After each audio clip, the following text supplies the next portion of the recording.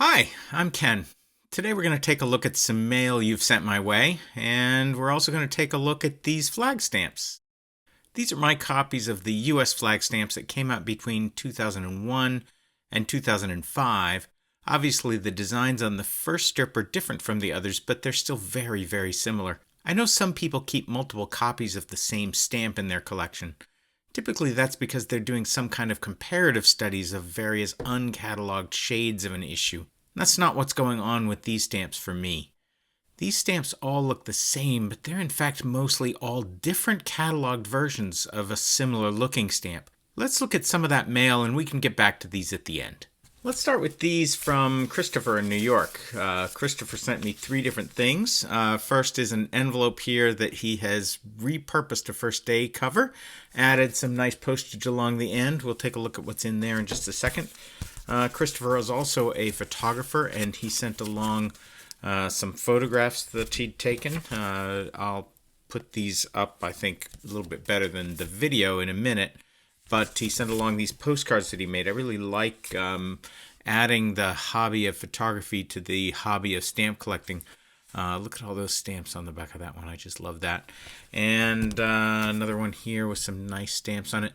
Anyway, Christopher sent along some of his photos. We'll share those in just a minute. First of all, Chris sent this envelope.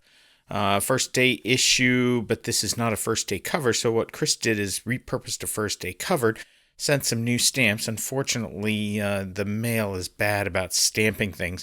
Hint for people out there, I take my letters into the post office and ask them to hand cancel it. Certainly the people in my local post office are very kind and do that without any problems. Anyway, Chris sent along this. Let's take a look at inside. I'll set this up here. I always love those covers. I'll save them. Chris is a photographer, he tells me, and so he included this image that he took. I'll set it here. Also, in two separate letters, Chris sent along two other photographs that he took. Let's put those out here too so we can look at those while we talk. I do love photography, and I love that Chris has combined his hobby of photography with his hobby of stamp collecting, making postcards that he can share with folks here. Really nice scenes from New York. I love what Chris is doing with these things. In the back of this postcard, there's nothing on it, but on the other two, Chris has sent along postcard with stamps on them. Again, not canceled, unfortunately, but that's okay. They're just as good to me this way. Anyway, the third one here, Chris shares a whole bunch of lower value stamps. I love how this looks. You'll notice at least one tab with a plate number on it. Chris collects a lot of these plate number things, so let's see if those are included in the package. I actually have looked in this package in advance, and I know that Chris has sent along some of the plate numbers that he collects. I'm going to put this letter aside, not read it to you. Anyway, Chris and I had a little bit of a back and forth. Where's my tongs? So these are the kinds of things that Chris collects, these plate number blocks of these low-value U.S. stamps. So he sent me some of his extras, and those will make nice additions to the collection. Chris looks to collect all the different plate numbers that come with these stamps. So you see here, I don't know if you can see here, there's an S2222 and an S1111. These are from some of the extras Chris had. I love these. Nice strips of these. I love these stamps too. Very nice. Oh, and these are also from different plate positions. So plate positions plus numbers. It is not my area of expertise, but I really appreciate Chris turning me on to this specialized area of stamp collecting. What else have we got here? Some really nice additional stamps. These are just beautiful. Chris, thank you so much for sending these along. We've got a $1 US stamp that looks like a banknote. This is a beautiful stamp. Here's a $2 US stamp and then some other nice singles here. So Chris, thank you very much. These are lovely. Let me look at these a little bit more and I'll come back with what stood out to me in a little while. And this envelope is from a trade I did with 3stun Stamps Philately. 3stun Stamps is a tremendous supporter of the hobby on Instagram. Here's their page. I'll put a link to this page in the notes to this video. Thank you, 3stun. Let's take a look at what's inside. Okay, next we have some stamps from 3stun. 3stun and I went back and forth with trading some stamps of the Germania series. Like I said, 3stun is very generous with the community, and I just wanted to make sure that I sent off some nice stamps to them, and they sent me these in return. We went back and forth about some stamps that I needed. I know that these are different watermarks for the 50, 30, and 40. Mark stamps and the bicolored Germania stamps, so I'm certain that these will fit into my collection neatly. There's multiple copies here, and that's probably because some of these are wartime and peacetime printings, but I've got some research to do to figure out exactly what's here, and I'll get back to you with what I found in a few minutes.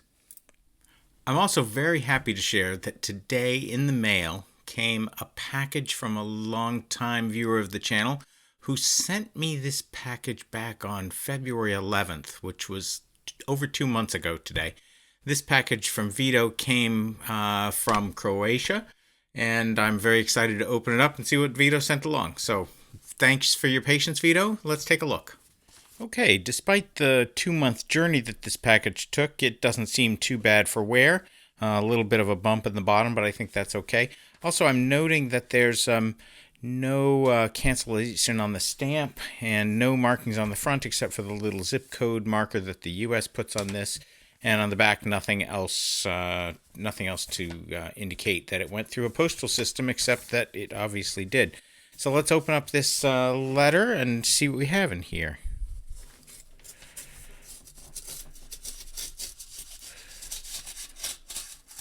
There we go.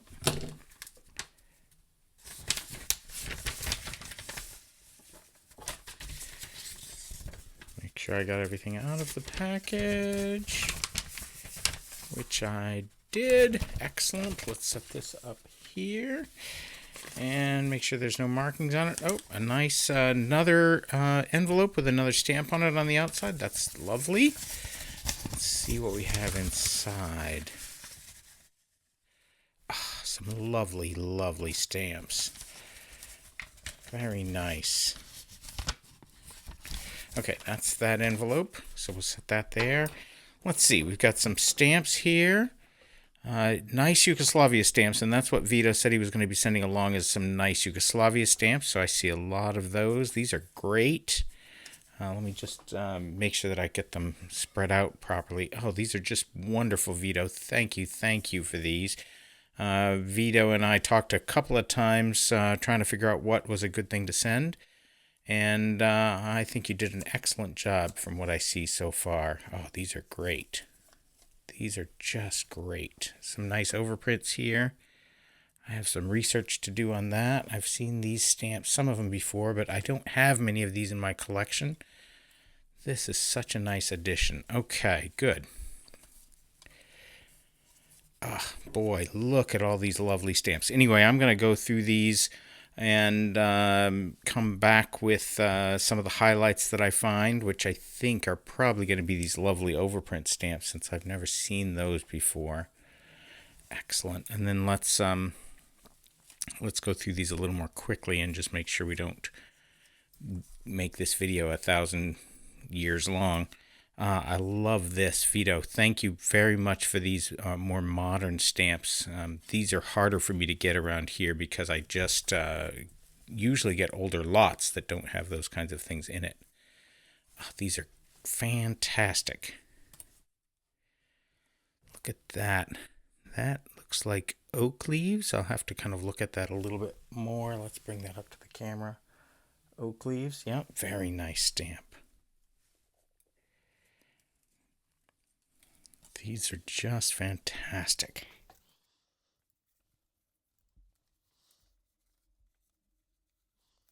Oh, I'm going to have such a good time going through these stamps.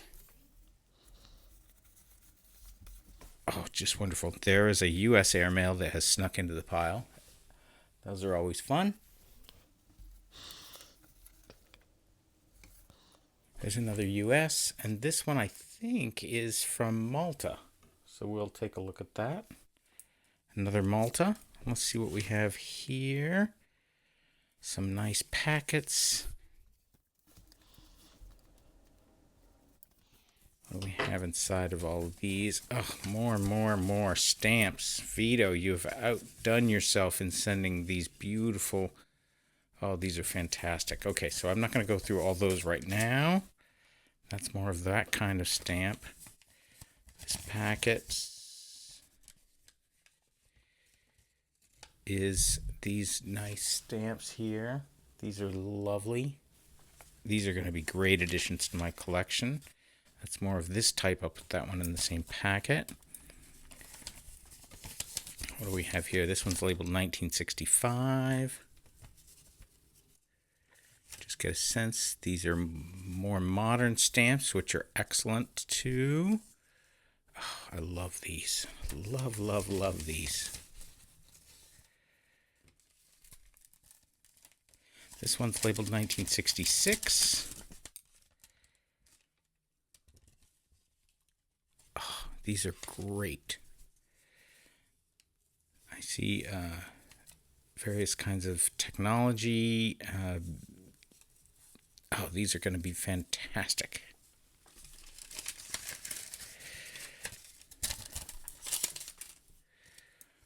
Another Malta, another Yugoslavia, and then finally this is a package labeled 1969. I think maybe I see one stamp in here.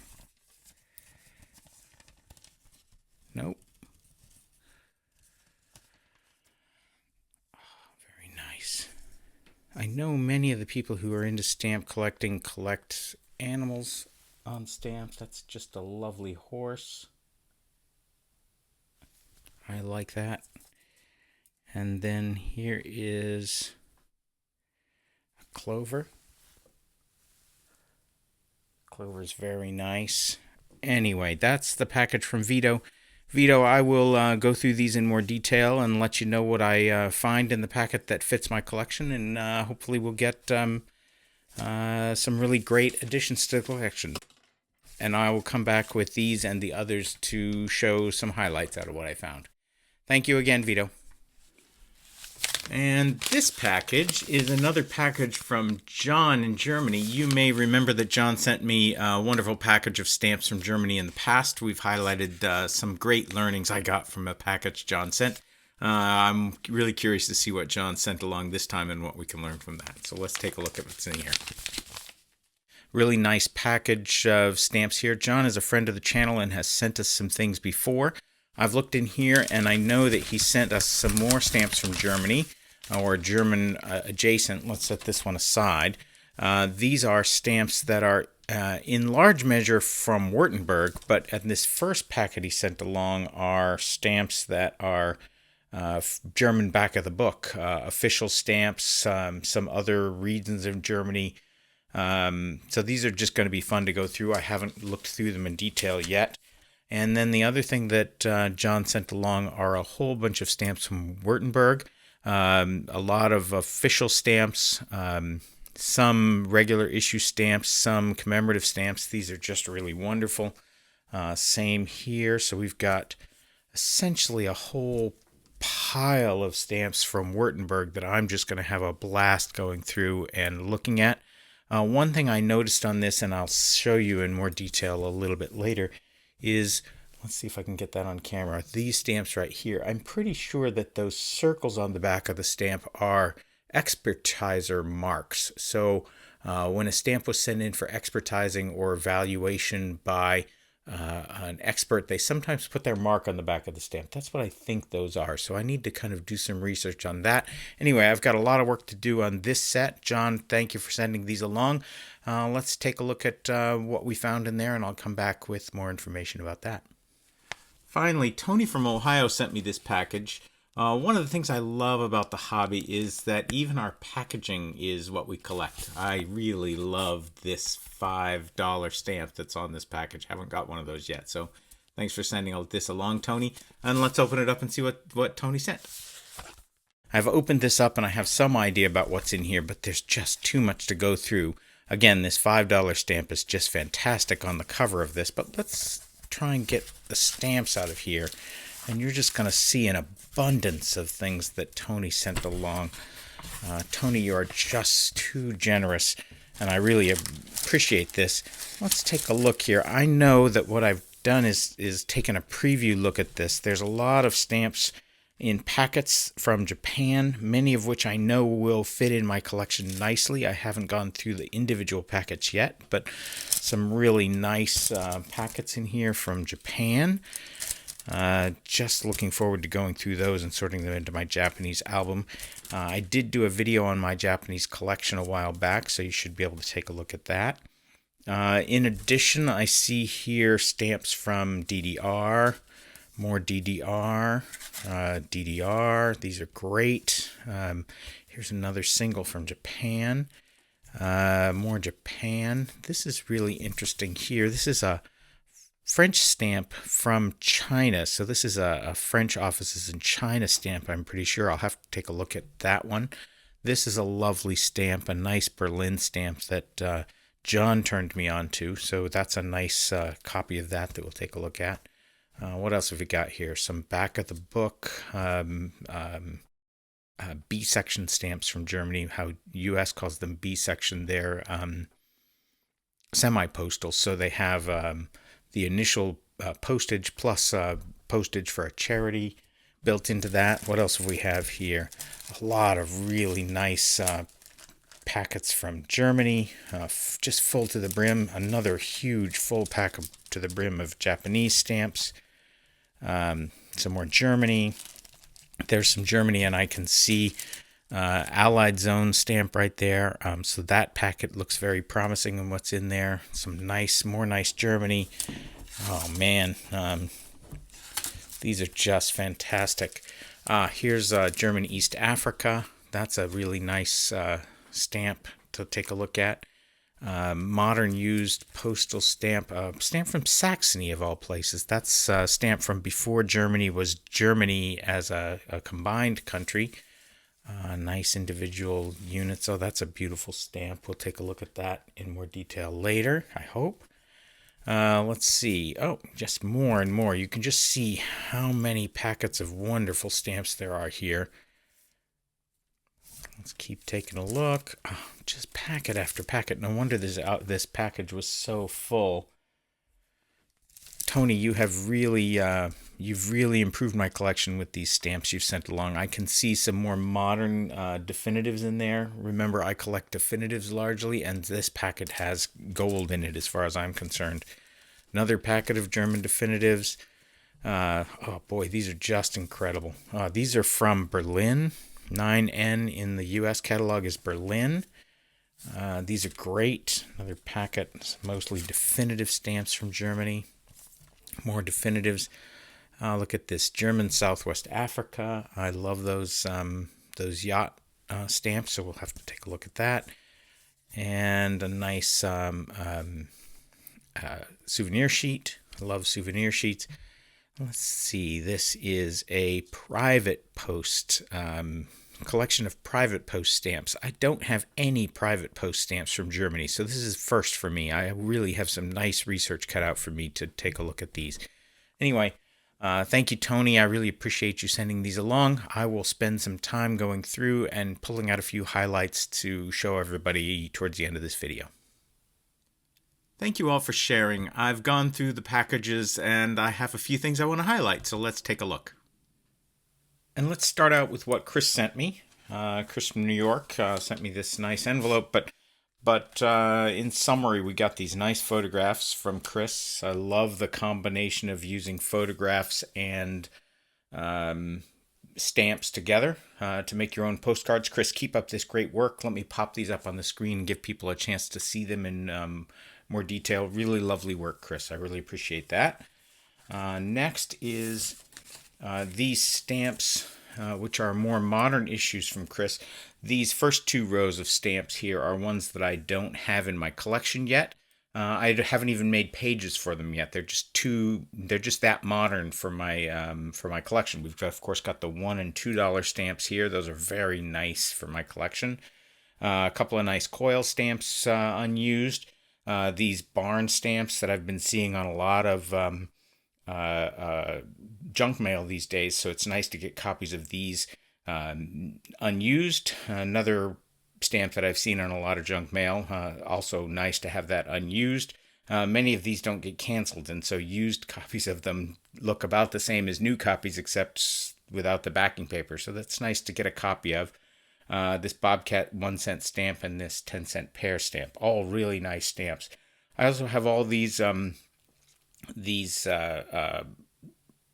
block sets, and I'm not quite sure how I'm going to deal with these yet, but we'll figure that out as time goes on. So I'll just tell you that I don't have these stamps yet in my collection, and I haven't yet made pages for them. And so what I do in that case is I have a book, and that book is full of issues that I don't yet have pages for, waiting for the time that I make pages for them. So these stamps are coming in this package right into my book of stamps that I need to make pages for and are waiting for my collection. So Chris, very nice addition to my collection here. I really appreciate it. Thank you. Next up, we have stamps that Veto from Croatia sent me. Croatia is a former component of Yugoslavia. Veto sent me a bunch of stamps from Yugoslavia, and so I was really interested to see kind of Yugoslavia as part of the postal history of Croatia, so maybe I should be thinking of Yugoslavia as a portion of Croatia. Well, thank you, Veto, for that history lesson. I really appreciate that. Croatia declared independence from Yugoslavia back in 1991.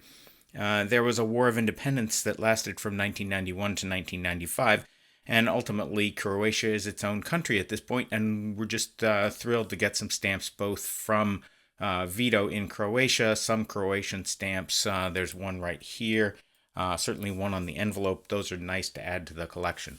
I want to highlight, though, a few things that Veto has sent.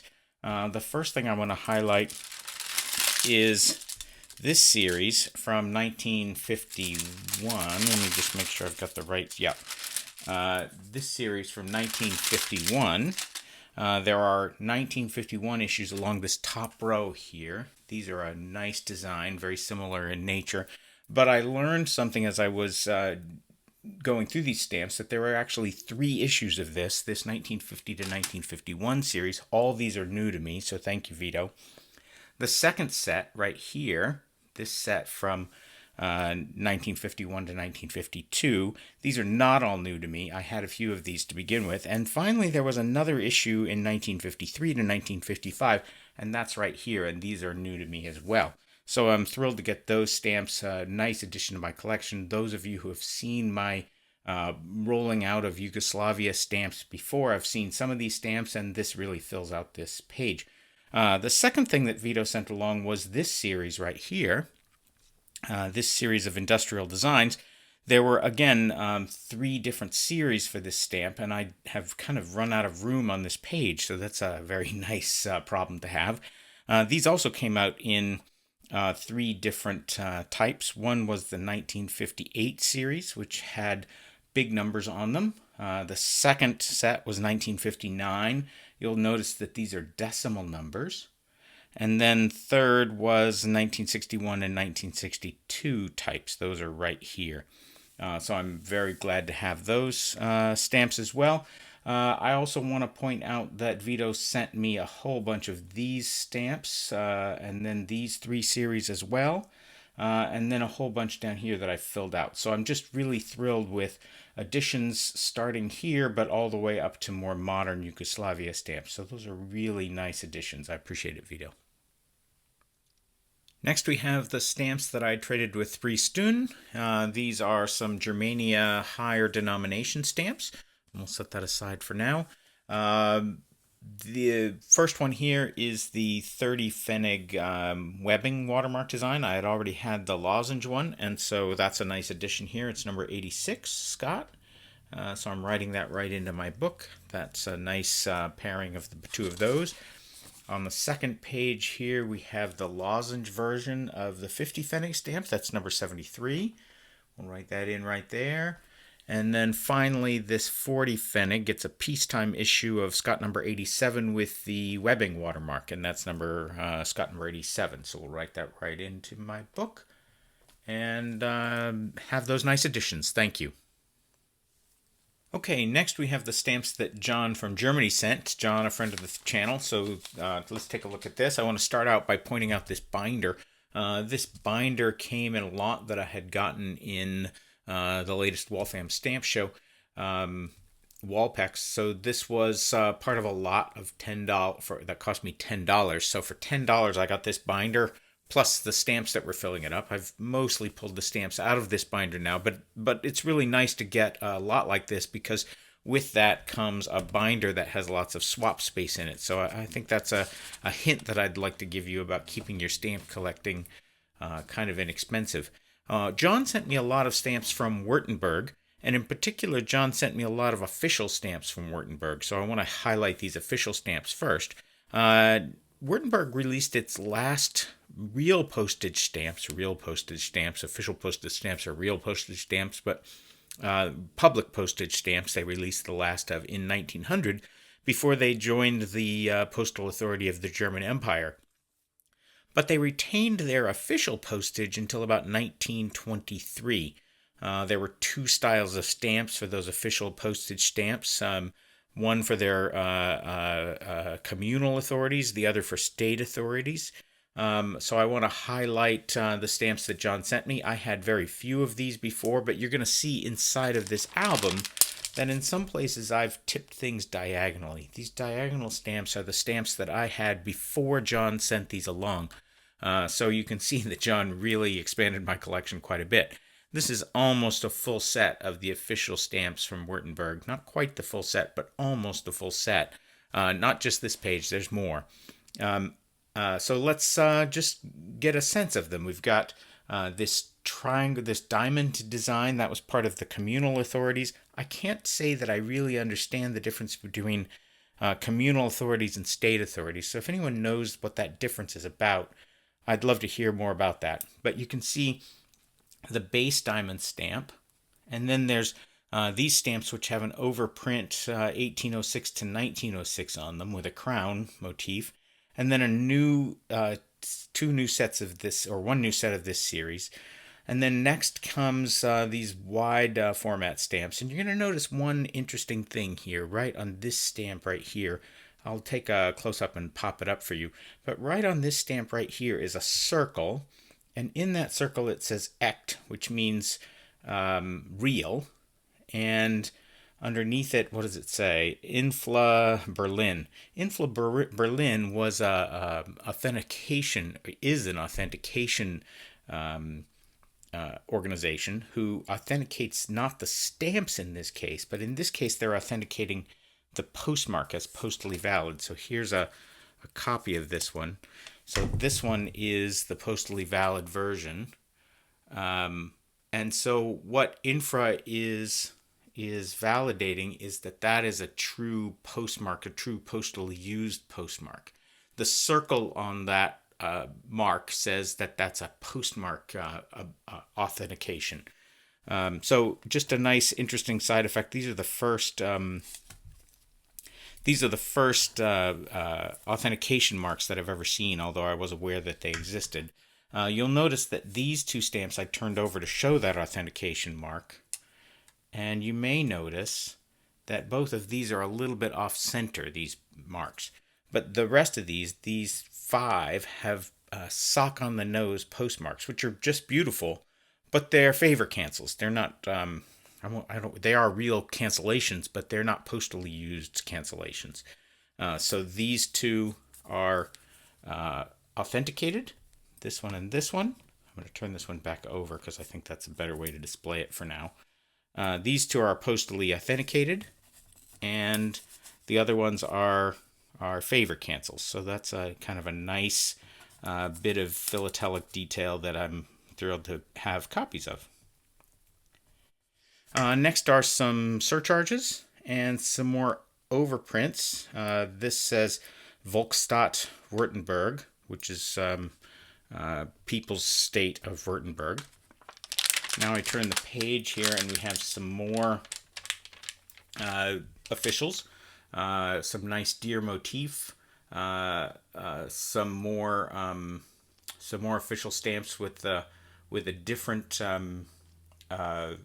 overprint. This one says Deutsches Reich instead of Volksstadt Wartenberg. And then these are a bunch of overprint stamps. Now these overprint stamps are all part of that hyperinflation era, and so these are overprinted to increase the value of the stamp all the way up to, what do I have here? I think this is 10 mil Ardennes. So if you're familiar with the German hyperinflation area, that's what these overprints are about. And then next we come into a different motif, and what we have here is very similar to the other stamps, the base stamp, but this one has a square with a line through it. These are for the state authorities, so the same kind of motifs going on for the state authorities. So we've got the base stamp. We turn the page.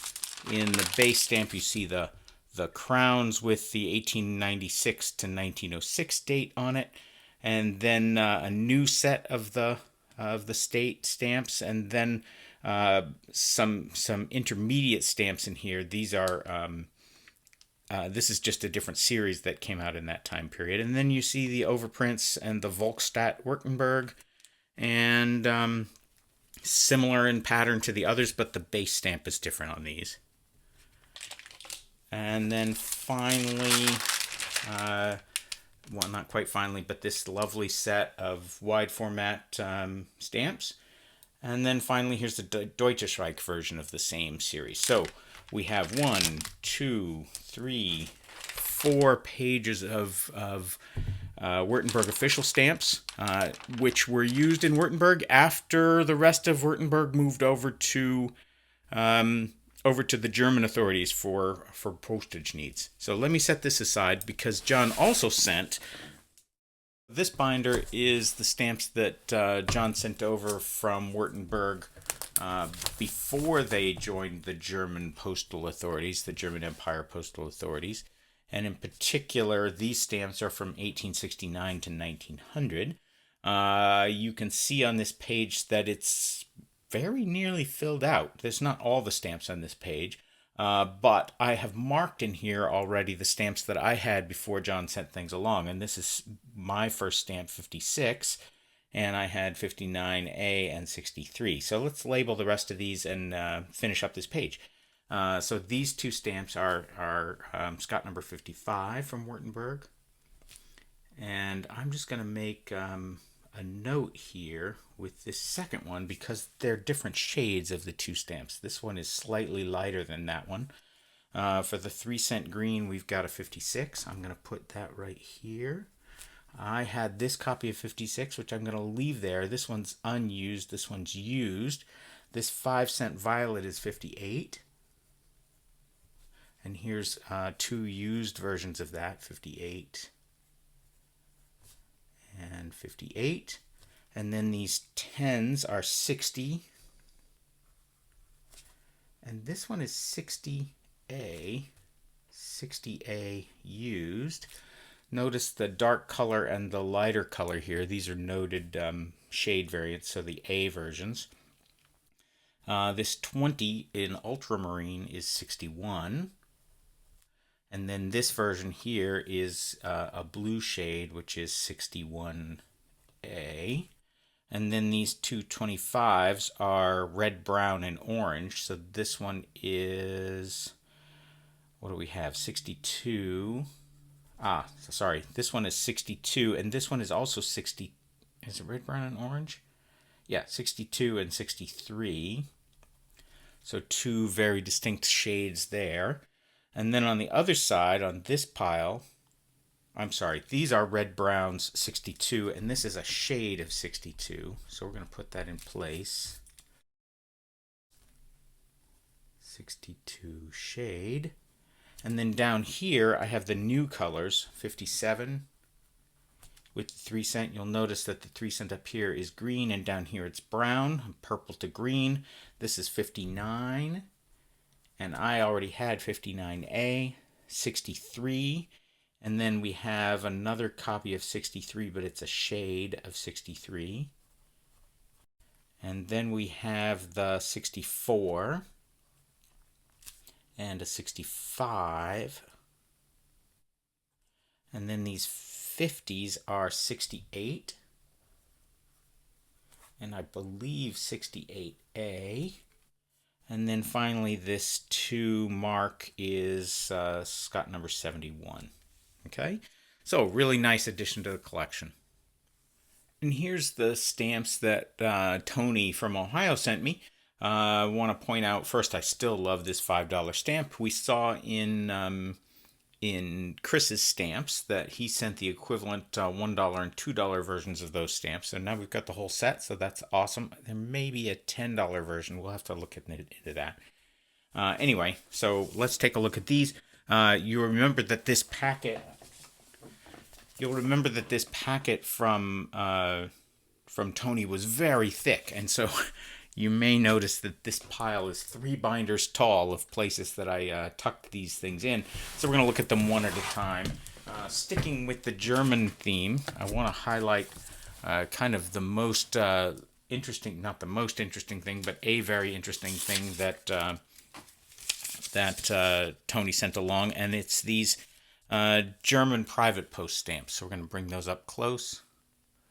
These stamps are private city post stamps that were issued by private companies who were delivering mail essentially intercity, or stamps that were sent within the city, but also packages within the city. These fit into the German stamp collection right on this page, where we have the German Empire stamps of 1889 to 1900. At the time these were issued, local post was just not a thing that the German postal system cared about. And so these were stamps that were meant to go out to from city to city, from postbox to postbox. And these stamps were meant to fill the need of people who wanted to move mail between within a city. So we have here stamps that I have never seen before, and I've done some research into these. That first row has stamps from a place called Paketfahrt Aktiengesellschaft. My German is a little good, but not that good. These are all different stamps, and these stamps on this second area right here are from a company called Private Post Spedition. Spedition? That's probably right. Both these stamps were from Berlin, and this company was competing with this company, and eventually this company bought this company to corner the market in Berlin for those stamps. So these are all local Berlin postage stamps. The second set are this one here from Karlsruhe. It's Briefverkehr, so it's another city's worth of postage. And then these 2 diamond stamps here are also from private Paketfahrt Aktien, and they were just for larger packages. So nice selection of stamps. I'd never seen these before. These are my first private post stamps, and I love them so much. They're going to find a page in my German album, because I think this is important to the history of German philately, and belongs right here in my album. So we'll make a new page for that. And the next thing that Tony sent along were a bunch of stamps in Germany all over the place, but in particular, I noticed this set of 4 stamps here. I'll put up a picture that shows them together with the others. I don't know if you can see on these. These have a blue-toned paper to them. So the back of the paper here is a gray-blue color, and the rest of these issues are pure white color. Maybe the picture shows that better. We'll see in a minute. But I spent a lot of time looking in the catalog, both Scott and Michelle, to see what these blue-toned back papers were. It took me a long time, and I couldn't find any listings for them. But I eventually concluded that these were not a special issue. In fact, I think what's going on here is that these 4 stamps were soaked off paper, and the paper they were soaked off was blue. And that blue stained the paper and turned them into this blue-backed paper. So these stamps, although they caught my interest at first, are most likely, the color here is evocative of an aerogram. We'll pop one of those up. The color here is evocative of that aerogram paper, and my best guess here is that these were all soaked together as a lot off of some aerogram paper or in a soaking that had that aerogram or some other similar blue colored paper, and that toned this paper and essentially damaged the stamps. So these stamps, as fun as it was to try and figure out what this blue paper was, this is not an actual variety but damage to the stamp. So that was interesting. It's an interesting search for me. And the third thing I want to highlight from Tony is he sent me a lot of Japanese stamps. And in particular, I want to highlight these stamps from Japan. I had almost everything in this series complete, except I was missing this stamp right here. I don't know if it's obvious, but this from my little table down here, but this series came out with two different watermarks. These four came out with a zigzag style watermark, and these two, just these two, were later released with a wavy style watermark. So I was missing this item number 244. We're going to label that right there. It's always nice to finish a page, and when I finish a page, on my page right down here, I put a little check mark down at the bottom to say this page is complete. And that helps me remember that even though there's blank spaces on this page, the page itself is complete. Again, thank you all for sharing. Stamp collectors are a very generous sort, and I appreciate it. Now let's take a look at those stamp collections I teased at the beginning of the video. So here's my album page of these flag stamps that we showed at the beginning of the episode. On this page, you'll see this set right here, and this set's flag design is slightly different than this set's flag design. These are all four versions of that stamp. There are two booklet versions and two coil versions. We're not going to spend a lot of time on those. What I really want to do is kind of talk about all these different stamps, which on first blush look identical. And in fact, they are largely identical in image, but there are minor differences between all of these stamps, or most of these stamps, that makes them stand out. And so at first cut, I want to highlight them. I'm going to pop up a table right now. This table I've added to my blog so that, and I'll leave a link to that in the notes at the top of the page. This blog is available for you to kind of figure out what all these different types are. And this first row here is what I've labeled at the top of the blog as the 2002 first class stamps. I'll try and pop up an image of this, but you might notice that the denomination on this row says USA first class, but the denomination on all the other rows say 37 USA. So these are non-denominated stamps, and these are denominated stamps. These both have exactly the same value, 37 cents, but at the time that this first set was created, they didn't know what the denomination was going to be, so they just put first class. Now, today we have forever stamps, but when these stamps came out in 2002, we didn't have forever stamps, and so this label here, first class, this stamp is a 37-cent stamp. It is not a forever stamp. So the first distinction between these stamps are these first row are denominated with first class, and these are denominated all with 37 cents. So that's the first difference. The second difference is that there are three different dates on these stamps. On some of them, and the date is printed right here in tiny little letters, it'll say either 2002, like it does with the first class stamps, or with some of these it'll say 2002, 2003, 2004, and 2005 in the microprint at the bottom. So there's that difference. The other thing that is different is that we have sheet stamps. Those stamps are typically the kind that have four sides to them, four sides of perforation. And then we have booklet stamps. Booklet stamps typically have either 2, 3, or 4 sides worth of perforation. So in this case, we've got 2 sides, but they're on a corner. So those are booklet stamps.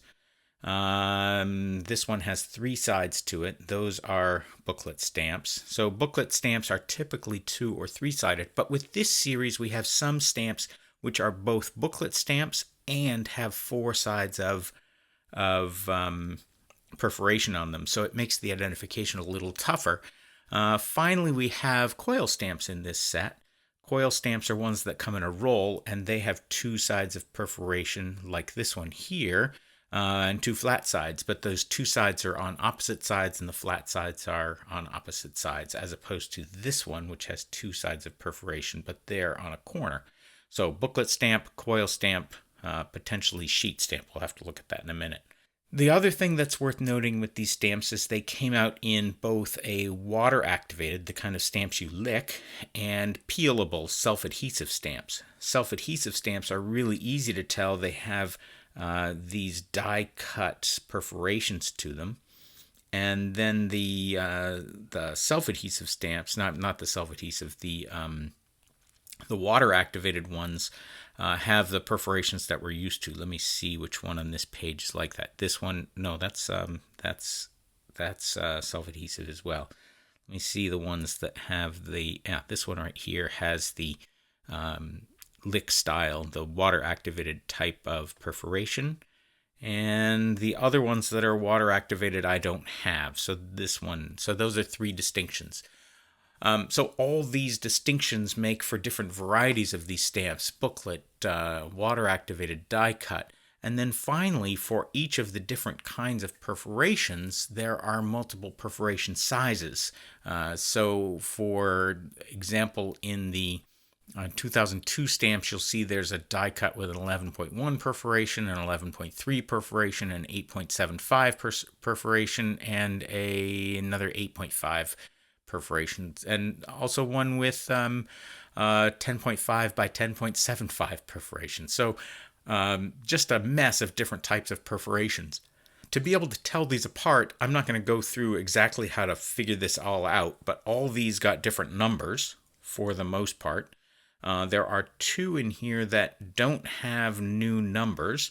One is this one right here, 3637, which comes in three varieties, but Scott only recognizes one number for them, 3637. There's also a darker stamp than the other two, which is thinner paper and looks darker. That's a variation that's not listed in Scott, so I've captured that. And then finally, there's this third variety, which is identical to 3637, except that the way the perforations are laid out on the sheet, they start out here on the top, they come straight up and then immediately go up and down. Same on the other side, up and down, peaks they call them. And on this one, they go down and up, down and up. Those are called the valley variety. So that's another variety of these stamps. So all kinds of different varieties here. Most of these are numbered. I have two stamps here that are duplicates, 3632. These are both 3632. The reason I have two of these is because these are two different plate numbers. And so we have plate number 1111 here and 2222 here. And so all those varieties happen. Finally, there's one other tool that people sometimes use and you need in one case here, and it's the size of the number for the year. To identify one particular variety, you need to be able to distinguish between a short 2000, I think it's a 2004, maybe it's a 2002, I'm not sure. We're not going to get into that detail, but one of these has a short date and the other has a tall date. And so we've got dates, we've got perforations, we've got perforation size, we've got adhesive type, we've got booklet versus coil, we've got year differences. And so all those make for a whole range of Scott numbers. They did this, the U.S. Postal System, with I think 3 or 4 different sets where you have this kind of massive array of differences in stamps. They're a real pain to collect. I have put at the end of the same blog that has these this chart in it, I've put a guide to how to go about identifying these. It's a guide that I think is pretty simple to use, so it's a process to walk through to identify these. But if you get a stack of these, you might want to just save them and make sure you don't have multiple varieties. And indeed, none of these are expensive. It's just kind of fun to see the variety of manufacturing techniques used in the production of these stamps. Boy, it's always fun to get mail. One of the things that's slowing down our hobby is we just don't send mail like we used to. I really enjoy getting it, and I equally enjoy getting comments to the videos. So one of the things I look forward to most when I put out a new video is getting comments. So if you see this video, you like it, you have something you want to share, I'd really like to hear from you in the comments.